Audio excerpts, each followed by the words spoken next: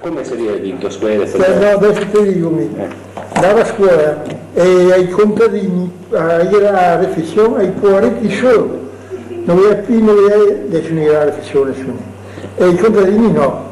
Era qui che era una santa che sta buonissima, che fa sempre buona condotta, che fa sempre si vedeva dei marende che non veniva mai, o se non veniva le piccole, lì là, il meglio che era lì.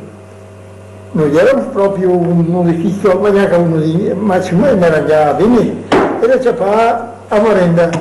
Un giorno è negato a farci e io un giorno che non era buono da mangiare, io studiavo a mangiarli. A me ne ha dato un altro. A scuola? L'idea me ne ha dato due. Mi tocca mangiarli perché dopo il Venere, gliela dicevo, al Venere che era pane cicoiata, e pane se ne aveva mia. Allora, ero a mangiare, poi vedere ancora perché c'è quasi tutti i giorni lì, a me la riflessione. Come premio era? Come premio. Ho fatto 3 anni in scuola, un anno ho ripetuto perché mia madre aveva detto cosa devo fare. Gli eravamo fuori adesso. Ma ascolta, e che anno era sto fatto? Monega del 10. Era appena fatta la scuola qua? Sì, qua? No, da San Giuseppe, ma no, qua. Questa appena fatta. Chi l'ha fatta perché anno l'avrai fatta a scuola? Beh, mi sono da scuola qua del 10, San Martino del 10. Ecco, era fatta, sarà stata fatta del 9, perché vedo che appunto è fatta del 9, è fatta per la scuola del 9. Ho capito, e ascolta, ora già che parliamo della scuola, sì. Durante la guerra il mega detto che era i soldati dentro l'ospedale, è vero? Sì. Cosa se ricordi? Sì. Cosa che era del preciso? Era l'ospedale. E andava anche le camicie, anche noi, i borghesi, andava a visita, era un'infermeria militare, insomma, ma non era anche borghesi. Come a Caniziani stesso, che era a scuola, che era perché era morto una che avevo conosciuto anche me. Sulle scuole non aveva fatto l'ospedale? Caniziani ha fatto l'ospedale. Sia per i soldati che per i borghesi. Ma vi era qualche malattia particolare, se ricordo, mi pare di sentire che vi era spagnola. Cosa vi era questa spagnola? No, quella degli altri che ti morì. Ti attaccava a te, 39 e 40, andava avanti, sia stata 3 giorni buona, se no, dopo che capivo un fiato, era queste punture, queste robe, insomma, io avevo fatto per sparire. Vi era anche da Sant'Angelo che cacciava? Sì. Ecco qua che era nostra cacciava, ma si siamo guariti, insomma. Noi no, mia cugina da San Giuseppe, da San Giuseppe, è quella vita.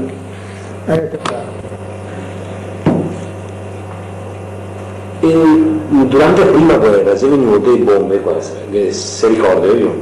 Si è stato bombardato Sant'Angelo. Della prima guerra? Sì.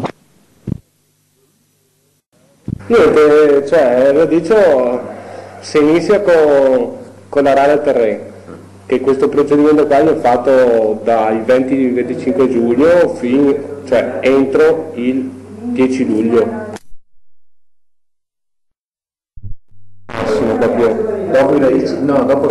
Dopo il frumento. Sul stesso campo?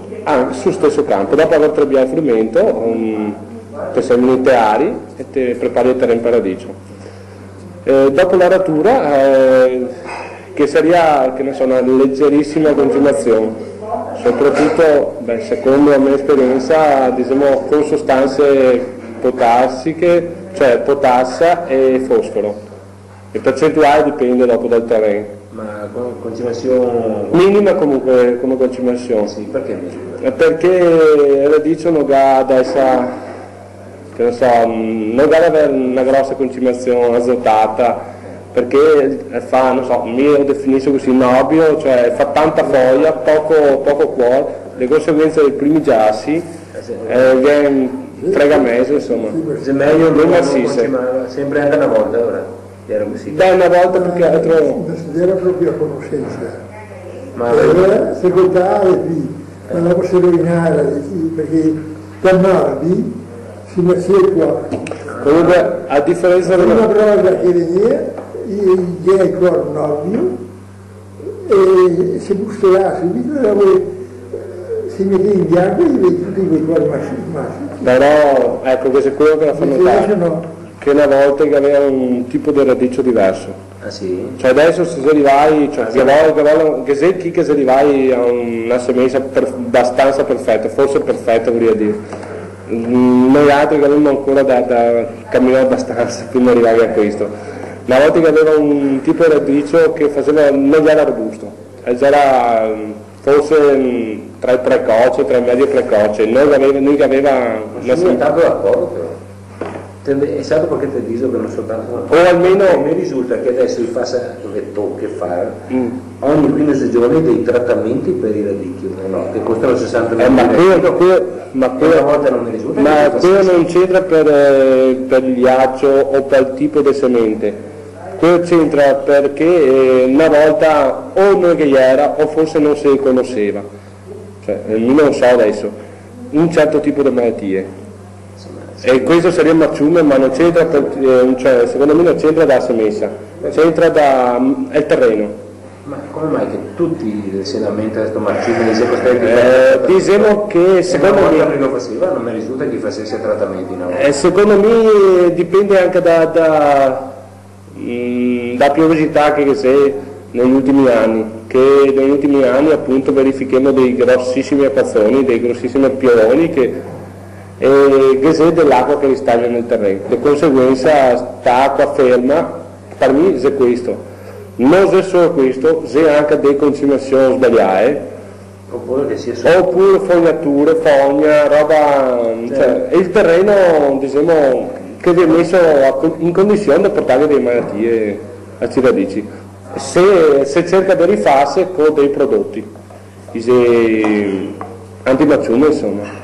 Santa Madonna. È roba che costa anche parecchi soldi, che adesso vario dei prodotti, che se Roniland, adesso non so quanto dovrebbe costare sui 55, 50, non so, poi costare, se no sia Lex che se altri prodotti. E comunque tornando in Rio, dopo aver fatto questa concimazione in cima, piccolissima, mi adotto un quintale e mezzo per campo più o meno, 8-24-24 a spaglio. Dopo si grappa, cioè si fresa e si grappa, si prepara bene il terreno, si diserba, dopo il diserbo, che diserbo usi? Treflan, leggero? Sì, non è proprio pesante, comunque vorrei notare una roba che noi adottiamo, cioè un sistema. Parla che adesso stavo attento, contami questo part time, avanti, dai, dimmi perché te sei contrario, avanti. E il resto un mese sta impresso, amico, se il mio part time niente, non trovo giusto che uno sceglie queste robe, cioè il lavorare e lavorare a terra. Questo perché? Perché di conseguenza non sono convinto che riesca a farlo bene il lavoro esterno e non sono convinto che riesca a fare bene il lavoro nei campi. Cioè, oddio, può anche riuscire a farlo per carità, però non potrà mai sfruttare, adesso parlo per l'esperienza dei campi, non potrà mai sfruttare il terreno avendo il lavoro che richiede, che ne so, 8-10 ore, il lavoro esterno. Di conseguenza servono meno, non so che tu possa lavorare a terra. Te lavori, che ne so, facendo monocultura, te sei messo turco o frumento. Cioè, d'altronde questo cosa comporta? Che quello che viene da terra hai un di più, di conseguenza danneggia anche altre persone e danneggia chi ha fatto la scelta di restare e io lo penso stesso perché tanto è una paga sicura. Ma ora ascolta una roba, mettiamo una famiglia si divide, no? Mettiamo come succede, che dà un tocchettino a uno, un tocchettino a che altro e uno che resta sto tocchettino di terra. Cosa va da fare? Perché gli operai vai a buttarlo via, mettiamo.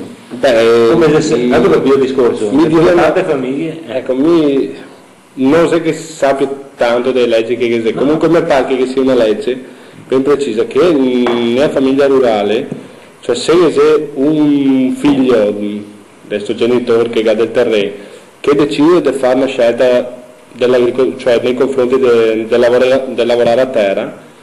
Sto qua date, diciamo, una specie di agevolazione, cioè metti che venga fatto un testamento e a terra che venga assata in parte uguale a tutti i fratelli, il che forse non ritengo giusto. Comunque diciamo che adesso non so perfettamente, quindi non posso dire sì, è così. Diciamo, sto ragazzo, sto coltivatore, ha diritto automaticamente di lavorare a sta terra, non è sua, a resta dei suoi fratelli. Però se io faccio l'agricoltore a tempo pieno, io ho diritto di lavorarsi. Ecco, finché fa il contadino. Questo diciamo che per me è una legge giusta. Se no che fosse che morire. Ecco, dovrebbe essere che è vero, perché che a un certo momento uno che sceglie la professione del contadino, di conseguenza la sceglie perché, che ne so, vede delle prospettive, perché ha un tot numero di terra, e vede che può riuscire a sbarcare, cioè viva e poter mantenere una famiglia. Cioè, se dopo del punto in bianco si trova che o il padre muore se si fa tentamento, oppure leggi diciamo che dice fermo tutto in parte uguale, sto qua si trova a piedi, insomma, non è che uno possa vivere con 3 campi a terra. Ecco, tutto quello. Questo sono richiamare all'ordine. No, questo sono disguido comunque. Comunque, insomma, in poche parole mi sono contrario e basta, perché come si può risolvere questa faccenda allora, questo part time che dilaga a Sant'Angelo, perché ho visto sull'ultimo censimento dell'agricoltura risulta 120 aziende agricole fra Sant'Angelo e Canitano, Sant'Angelo, cioè risulta una terra che una volta era divisa in 30-40 famiglie, diciamo, adesso si è divisa in 120 appezzamenti. Cioè, questo guaio qua, no? Se il guaio muore un vecchio, un pare, che hai su 20 campi a terra, lo divide un tocco di qua, un tocco di là per forza. Questo diciamo che dovrebbe essere una stampa del concetto maggiore nei confronti che ne so, dei genitori o di chi che questo benedetto terreno, e vede che il fine dove che va a finire. Cioè non dico di non dargli niente a quelli che sono esterni, quelli che vanno a lavorare fuori, perché non è giusto. Se è giusto, però sarebbe giusto ragionarlo assieme sto fatto, cioè i fratelli a un certo momento fanno che pare, cioè mi sono sempre stata questa idea, quando i figli sono maggiorenni, o metti anche poco dopo, quando tutti sono maggiorenni e sono consci di quello che fa, quando chi che vede che diciamo che ha un certo potere, io dovrei decidere con il padre assieme sto fatto qua, come che si fa i patti, certo se facile parole. Se facile parole, ma non se facile. Questo è un problema comunque. Questo sarebbe il mio parere. Mi piacerebbe che, cioè, per me è una roba ottima riuscire a fare questo. Quando se sei riuscito a fare questo, ma a parte il fatto comunque individuale ed ereditario,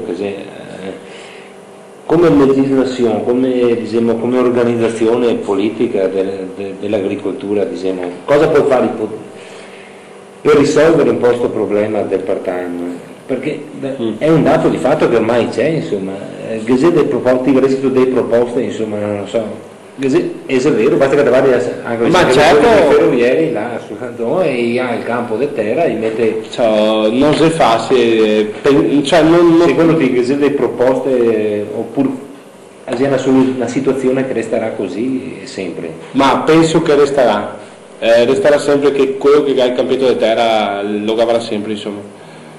Sarà fatica che avrai una legge ben precisa che dice no, ti to, sarà ben fatica, perché insomma siamo un paese libero e quindi di conseguenza. Oppure invece che torno si potrebbe far cosa, non so, cioè magari a salva la proprietà, ma certo, o al limite, che ne so, se sto qua vede che non può utilizzarlo come che potrebbe utilizzarlo un altro, una legge ben precisa di assieme alla terra a chi che la lavora e a chi che la sfrutta, ecco, solo quello.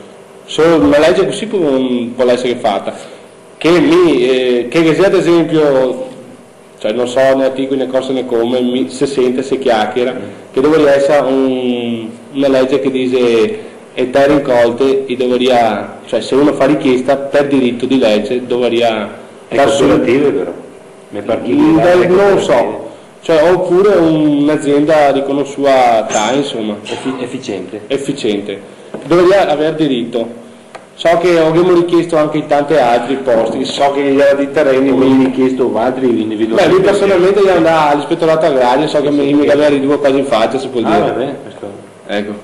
Cioè io andava per mezzo di alcune persone. E a proposito del terre incolte, diciamo così, e di monocultura, non so, ad esempio, per non far nomi, qua in un'azienda mettiamo che sia anche in Sant'Angelo, vicino a casa nostra, non so, un Bacchino, ad esempio, il quale non è appunto un agricoltore. Certo. Che opinione ha tu di questa gente? Non come persona, sempre certo, come indirizzo aziendale generale, ecco, così, dell'agricoltura in generale, è utile o non è utile? Ma mi dico che, cioè, da un lato è utile per un semplice motivo, perché se sfruttassimo il terreno con le possibilità che abbiamo, con tecniche che se trovarissimo con la produzione latte sovrapproduzione, cioè anche nel MEC, non in Italia, e diciamo che dovrebbe fare totalmente leggi nuove, perché se effettivamente fossimo organizzati a sfruttare il terreno che abbiamo, sfruttarlo come che si dovrebbe, come che diciamo il terreno potrebbe permetterne, cioè seria anche massa produzione? No, ce ne sarebbe, diciamo, secondo me in Italia che sarebbe un quarto che sarebbe un 30% di produzione in più di tutto. Bastaria saperlo sfruttare, solo quello. Di conseguenza penso che non servirebbe andare a importare dall'estero e dare i soldi a che altri quando potrissimo arrangiarsi su tante robette. Sempre parlo del fattore alimentare, che se la materia prima sono un po' viva. Sono perfettamente d'accordo. Comunque, ora ritorniamo ai nostri ragazzi, se no la serie. Ma aspetta, voi dite una roba. Piccolo esempio, una cooperativa che paga la nostra cooperativa del latte, che paga il latte a 4,70. Quale cooperativa si? 7 comuni. E adesso si trova un periodo in crisi, no? Manca latte. Cioè, che se latte, poco latte che se. Ah sì. Un'investitiva la produzione. Cioè, diciamo, alla richiesta del formaggio non usa il latte a sufficienza, insomma. E così so chi parlava.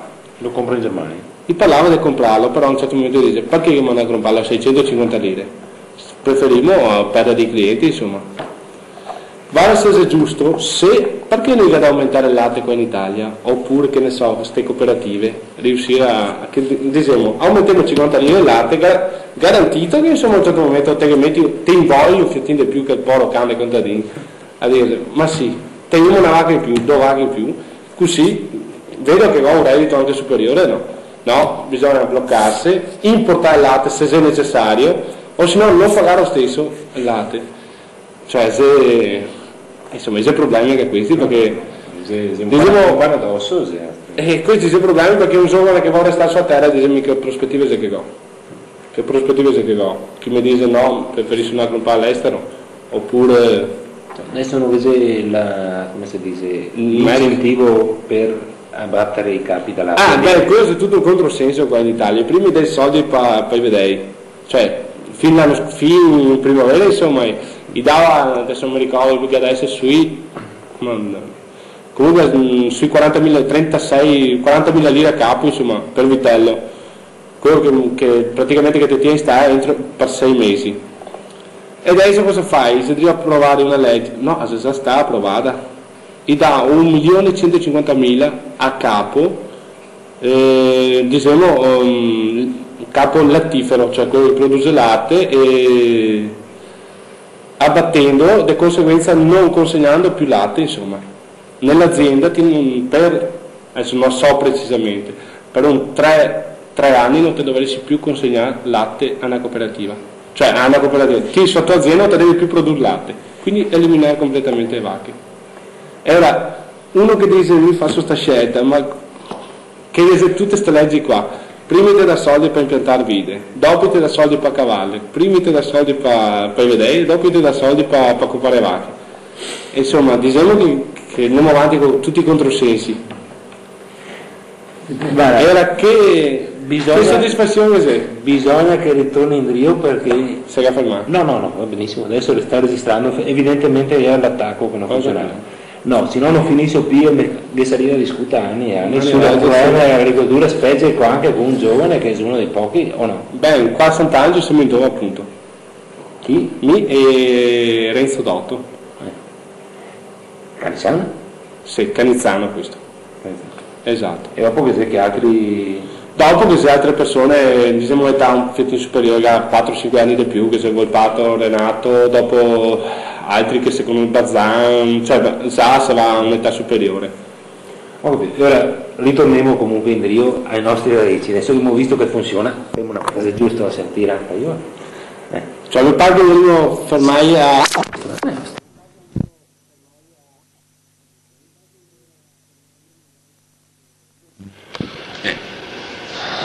Niente, e ora ieri mi vai al fatto che Chi era venuto fuori? chi era venuto fuori, esatto. Questo, dopo questo passaggio dobbiamo aspettare un mesetto circa dal momento in cui è il lavoro, diciamo, che comporta sciaredarlo e levare l'erba. Sciaredarlo, sto lavoro qua per campo che vorrà, dipende intanto da se il diserbo che ha fatto effetto, che quindi erba che ne è venuta su poca, o beh, comunque normalmente noi altri mi voglio in 3 persone in 4-5 giorni per campo, forse anche di più. Dopo il diserbo? Sì, dopo questo per sciaredarlo, per sciaredarlo, distanziare piantine una dall'altra e levare l'erba. E diciamo che non si è massa bene perché si fa questo periodo quasi agosto, quindi diciamo che c'è il sole che brucia forte e neanche si fa dalle 8 del mattino fino a mezzogiorno e dai 2 fino alle 5 perché dopo che c'è altri lavori. E dopo aver fatto questo lavoro, se è necessario, se che fa un'altra piccola concimazione dopo. E dopo... No, E dopo di questo, dopo questa concimazione, se vede anche qua se è necessario, si fa un trattamento antimarciume, appunto, come che dicevo prima. Dipende se puoi fare un trattamento unico, noi abbiamo sempre adottato questo sistema, che vediamo che sia sufficiente. Che c'è chi che ha più problemi e che ne fa 2 anche 3. Diciamo che questi trattamenti sono molto costosi. Se è meglio farne pochi? Cioè pochi, se è necessario, se è meglio farne quel che è necessario. Se si vede che non è inutile, cioè inutile, qualcosa conta sempre. Comunque si cerca di risparmiare, insomma, perché in fondo risparmiando c'è il guadagno finale che ti restano. Dopo niente, non è più necessario. Se fosse un periodo di siccità e ora, ma non è che l'ama proprio tanta acqua adesso, più che altro l'ama è il sutto, ma se si vede che ne so che fa un mese di secco e ora un'altra piccola bagnata che va, piccola, sarà più abbondante di quelle di Fallonassa, perché un'irrigazione sì, normale, 4 cm, 4 cm. Dopo niente, sarà quieto, tranquillo. Ma l'erba, l'HVU ulteriore, tegato dito? Sì, c'è dito, che si accava e tutto. Basta, non c'è più niente altro da fare, fino al momento in cui si accava. Qual è l'epoca? Ti scommessi? De cosa? De cavallo. De cavallo, beh, a seconda varietà? A seconda varietà, se è un precoce che neanche non mettiamo, e inizia, che ne so, verso il 25 settembre. E quindi là tutto un altro procedimento in liga ad elastico viene fatto sul campo, mentre già sul medio precoce andiamo cavare col vanghetto oppure la solchetta, insomma, va messo sul carro fatto a massi tutto il procedimento, messo fuori sulle righe in terra, cioè da disinterrare, affilare, insomma, messi sti mazzi, e dopo sopporta su vasche di acqua all'imbianchimento, insomma. Vasche di acqua corrente? No, sì, beh, corrente sì, acqua continua, da fontana a getto continuo, insomma. Fontana diciamo che manda fuori acqua a una temperatura di 13 gradi e mezzo, insomma, circa. di conseguenza questa temperatura qua che permette a una strada di produrre una strada vapore acqua, stimarsi tra le ore unì, riesce a farsi un po' del caldo e l'acqua che corre il radicchio assorbe e che permette a venire bianco. Ma quando sei stato trovato questo sistema qua? Cioè, diciamo che ho sempre visto, insomma, perché non è che abbia tanti anni di esperienza. Ma altri personalmente quanto tempo? Beh, personalmente che siamo arrivati l'anno scorso, insomma. Sei proprio lì? Sì, cioè era tanti anni che sapevo, certo che a spesa è grossa per piantare a fontana. Ma vale la pena? Vale la pena, perché diciamo che bisogna perfezionarsi sempre, insomma. Certo che non è sempre facile perfezionarsi perché le spese sono grandi, insomma. E dopo l'imbiancamento, appunto, come è che te l'ha detto? Dopo di quello si porta in staia, fase finale. Ecco, diciamo sopporta 2 giorni prima in staia, prima di curarlo, adesso non so il termine. Comunque prima di curarlo sopporta 2 giorni in staia, per il semplice motivo che aveva bisogno di scuoiarsi, perché è da dire se no te li trovi bagnare, se no non sarebbe neanche necessario. E dopo si cura? Una volta, certo. E diciamo che c'è bisogno di personale. E una volta metterli a maschio, dopo una volta.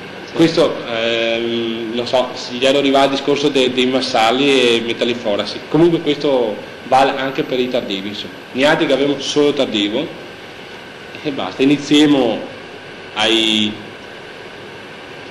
primi di novembre a levarlo e andiamo avanti finché abbiamo finito. Dipende anche dal ghiaccio? Dipende dal ghiaccio, perché se viene ghiaccio non te va a levarli, che ti rovini proprio, e anche perché non si può, insomma.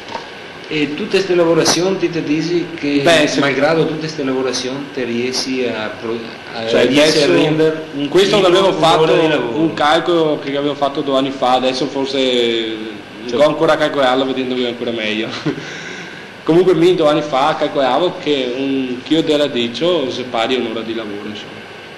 Calcolando dal momento della semina, perché non abbiamo neanche considerato il fatto che mio papà va al mattino a portarlo al mercato, insomma, che anche quello è tempo perso.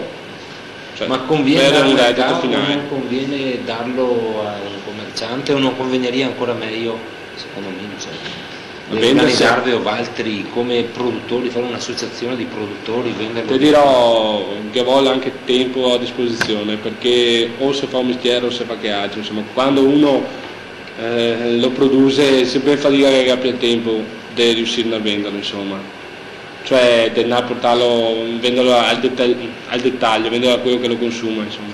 Logico, no? Cioè gli altri più che altro se portarlo al grossista oppure al fruttivendolo, insomma. Ma voglio dire, stare là al mercato per tutte quelle ore là conviene in generale? Conviene, te dirò, parlando con che altri, vedendo il fine, cioè secondo me conviene, perché a un certo momento mi paragono quest'anno, sento gente che ciapa 2.000 franchi, 1.800, 2.100, insomma quando ti ha un 11% di detrazione di spesa per il magazzino, noi altri manco te ciapi, vedo quest'anno, sono partito all'inizio con i 3.200, senza praticamente i soldi che ti viene scassare netti, insomma, e adesso è proprio diciamo, il peso prezzi che siamo arrivati a 2,2, insomma, che senza dargli un 11% a nessuno, insomma, questi soldi che si teniamo netti e basta. E a un certo momento vedo che ha convenienza, cioè te da perdere un po' di tempo, ma d'altronde preferisco perdere un po' di tempo, anche perché ti dirò, chi che lo rivende, cioè se io ad esempio porto, chi che lo porta in magazzino, chi che lo porta in magazzino che ne frega a un certo momento, venderlo a 2.000, venderlo a 1.800, non interessa perché non lo ha raccolto io, di conseguenza io non gli interessa venderlo secondo me. E quindi che ciappe tanto, ciappe poco, io l'11% lo va sempre. Ecco. E un'altra cosa, e ora te mi dicevi che il problema grosso è che incide molto nella raccolta, il momento della raccolta, qui sarebbe un grosso passo in avanti. È il problema più grosso, perché a fase del tollo su è quello che è più rischiosa, perché diciamo corso che porta a casa è radicchio, te sei sicuro che voglia giasso, che voglia piove, che voglia neve, non c'è più problemi. perché è il cavallo che vale tante euro, insomma, il cavallo del campo. Che ci aveva messo sui fiari qua, sotto interrando il radice e poi durava 3 mesi insomma il radice. E questo lo conteo naturalmente, permettendo completamente col tempo. Non completamente, 10-15 cm di aria che permette quindi di asciugarsi senza fare e senza bagnarlo, senza bagnarlo, solo quel picco di umidità del terreno. Ma anche se viene in ghiaccio resiste lì, sì. Certo, cioè basta che il teo non vi permetta a piove, cioè che passa piove, insomma, questo è l'importante. Quindi dopo che ne so, il curarlo o tega tempo, insomma, l'inverno è lungo, quindi tega tempo. E quindi la macchinetta te me dicevi dopo voi? Va, della macchinetta che c'è quel tipo che come si chiama? Sì, Luigi Mazzucco. Adesso da preciso non so, dovrebbe essere verso Scorsese, dovrebbe essere, ma non sono certo al 100%. È in fase di allestimento, una fase di dovrebbe perfezionarla e manco mi diceva, per riuscire addirittura arrivare a un brevetto, insomma. Vero. Certo. Se arriviamo a una roba così, però non è che faccia proprio un gran lavoro, che vuole anni di studio, perché era dicevo, non si fa se lavorarla con macchina, cioè si fatica a inventarla sta macchina, perché è molto delicato, era dicevo. E nel quel caso però dopo che sarebbe anche un... La conseguenza vuol dire alleviare il peso delle valli, insomma. Ma dopo che avessi lo stesso uno smercio, cavandone tanto, producendone di più, sarebbe lo stesso redditizio. Secondo me l'importante è fare una politica del commercio, perché diciamo che adesso si spaccia molto il radicio ciosotto, il radicio di altri tipi, insomma del radicio per radicio trevisano, perché secondo me il radicio trevisano uno dei radici tra i migliori. Ma era ste mostre non perché lo produco, ma perché è vero.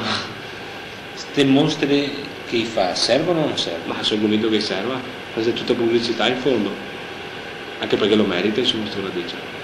Come gli fa tante altre mostre, se giusto di aver fatto queste mostre di lancio. E non sarebbe ben che le facesse magari in zone anche diverse? Cioè dove le fai queste mostre? Queste mostre normalmente le fatte sui posti dove viene prodotti, insomma. Dove già lo conosce però? Dove già lo conosce, lo so. Cioè, certo che spese di grande se te fa altrove. Cioè, chi se che se abbriga o responsabilità, che ne so, certi enti pubblici che... Bravo, guarda, ti ho spiegato tutto il procedimento, mi interessa. Adesso le fotografie go fatte, che ne ho una più.